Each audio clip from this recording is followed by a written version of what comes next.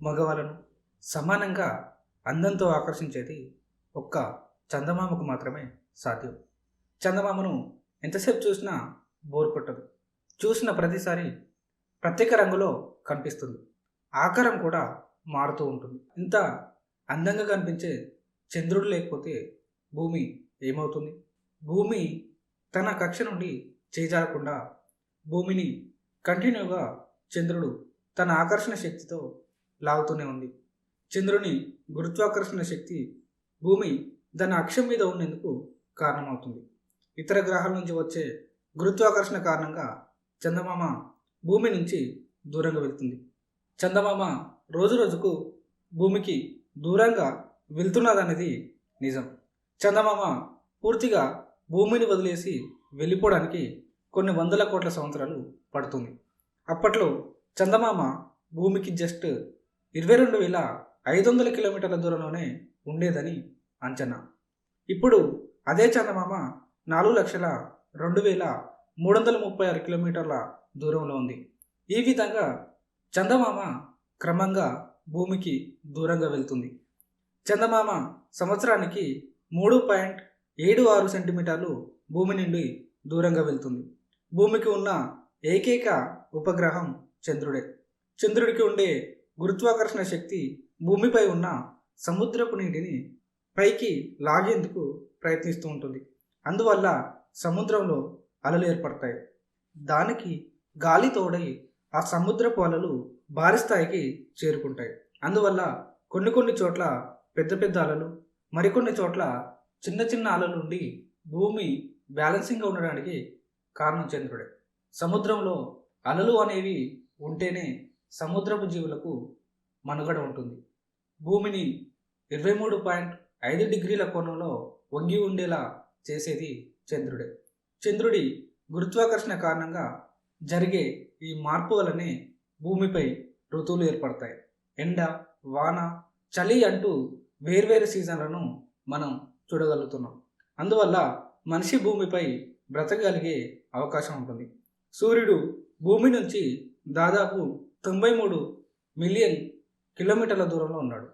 అందువల్ల చంద్రుడి గురుత్వాకర్షణ శక్తితో పోలిస్తే భూమిపై సూర్యుడి యొక్క గురుత్వాకర్షణ శక్తి చాలా బలహీనంగా ఉంటుంది. ఒకవేళ సూర్యుడి గురుత్వాకర్షణ శక్తి నేరుగా సముద్రాల మీద ఉంటే ప్రాబ్లం ఏమవుతుంది? సూర్యుడి యొక్క గురుత్వాకర్షణ శక్తి నేరుగా సముద్రాల మీద పడితే రిప్ కంటెంట్ జనరేట్ అవుతుంది. అందువల్ల సముద్రంలో పెద్ద పెద్ద అలలు అకస్మాత్తుగా రావటం వలన ప్రజల ప్రాణాలకు ముప్పు వాటిల్లుతుంది. ఈక్వెటోరియల్ వాటర్స్ అన్నీ వేడెక్కుతాయి. అప్పుడు ధృవాలన్నీ పూర్తిగా గడ్డకడతాయి. ఈ విపరీత పరిస్థితుల కారణంగా ఈ ప్రభావం భూమిపైన పడుతుంది. ఎందుకంటే తీర ప్రాంతాలను ప్రభావితం చేసేది సముద్రంలోని వాతావరణమే. సూర్యుడే కాదు, మార్స్ లాంటి మిగిలిన గ్రహాల గురుత్వాకర్షణ శక్తి కూడా భూమిపై నేరుగా పడుతుంది. ఫలితంగా భూమి ఎటు పడితే అటు వేర్వేరు దశల్లో తిరగాల్సి వస్తుంది. ఫలితంగా ఋతువుల్లో మార్పులు వచ్చేసి భూమిపై బ్రతకగలిగే పరిస్థితులు దెబ్బతింటాయి. భూమిపైన పంటలన్నీ నాశనం అయిపోతాయి. మానవ జాతి మరోసారి మంచు యుగంలోకి వెళ్ళిపోవాల్సి వస్తుంది. ఉత్తర, దక్షిణ ధృవాలు తమ పరిధులను చెరిపేసుకుంటాయి. భూమిపైన ఉన్న సాధారణ నేలలు సైతం ఆక్రమిస్తూ ఒకే దగ్గరికి చేరుకుంటాయి. ఇన్ని మిలియన్ సంవత్సరాల పాటు అలలతో ఖండాలను వేరు చేస్తున్న సముద్రాలనే తమ పని మానేస్తే భూమి తిరిగే వేగం సరాసరి 3 నుంచి 4 రెట్లు పెరిగిపోతుంది. అందువల్ల భూమిపై ఎప్పుడు లేని విధంగా గంటకు 480 కిలోమీటర్ల వేగంతో బలమైన గాలులు వీస్తాయి. ఎగిరే పక్షులు, భూమి మీద పాకే చిన్న చిన్న జీవులు బ్రతికే అవకాశం ఉండదు. భూమిలో లోతుగా పాతుకుపోయిన చెట్లు, పొట్టిగా లావుగా ఉండే ప్రాణాలు మాత్రమే ఈ భూమి మీద బ్రతకగలుగుతాయి.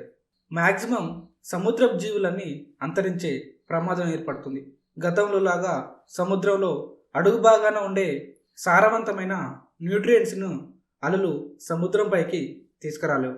అలాగే పైనుంచి ఆక్సిజన్ రీచ్ నీటి సముద్రంలోకి తీసుకెళ్లే అవకాశం ఉండదు. భూభ్రమణంపై కూడా చంద్రుడి ప్రభావం ఉంటుంది. చందమామ వల్లే భూమిపై సముద్రపు అలలు వస్తున్నాయని మనకు తెలుసు. చందమామ లేకపోతే అలలే ఉండవు.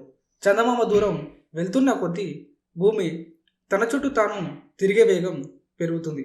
చందమామ లేకపోతే రోజుకు 24 గంటలు కాకుండా 6 నుంచి 8 గంటలు మాత్రమే ఉంటుంది.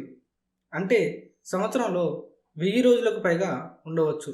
అంటే ఒకరోజు పూర్తి కావడానికి 24 గంటల సమయం పడుతుంది.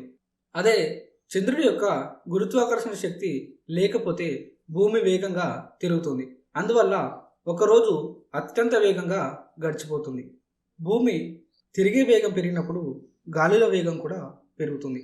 అందువల్ల భరించలేని ఇసుక తుఫాన్లు వస్తాయి.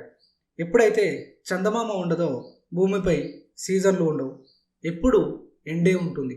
భూమి తిరిగే వేగం పెరగడం వల్ల సముద్రంలో సునామీలు వచ్చి తీర ప్రాంతాలు, నగరాలు సముద్రపు నీటితో మునిగిపోతాయి. భూమిపై ఉండే జీవరాశులు, చెట్లు, అడవులు కూడా తీవ్ర ఎండల వల్ల మాడిపోతాయి. కార్చిచ్చులు సంభవిస్తాయి. ఉష్ణోగ్రతలు బాగా పెరిగిపోయి చివరకు భూమి నివాసయోగ్యం కాకుండా పోతుంది. విపరీతమైన వాతావరణ మార్పులు వస్తాయి. ఆ తర్వాత అంటార్కిటికా, ఆర్కిటిక్ మంచు మొత్తం కరిగిపోయి సముద్రపు మట్టాలు విపరీతంగా పెరిగిపోతాయి. అందువల్ల మనుషులు నివసించడానికి భూమి లేకుండా పోతుంది. చంద్రుడే లేకపోతే చంద్రగ్రహణం, సూర్యగ్రహణాలు ఏర్పడవు. చంద్రుడు లేనప్పుడు సూర్యుడిని అడ్డగించే మరో గ్రహణం ఉండదు. కాబట్టి సూర్యగ్రహణం, చంద్రగ్రహణం జరగదు. ఒకవేళ చంద్రుడు లేకపోతే భూమిపై ఎలాంటి ప్రాణులు నివసించే అవకాశం ఉండదు. ఈ వీడియో మీకు నచ్చినట్లయితే లైక్, షేర్, కామెంట్ చేయండి. మర్చిపోకుండా సబ్స్క్రైబ్ చేయండి. జై హింద్.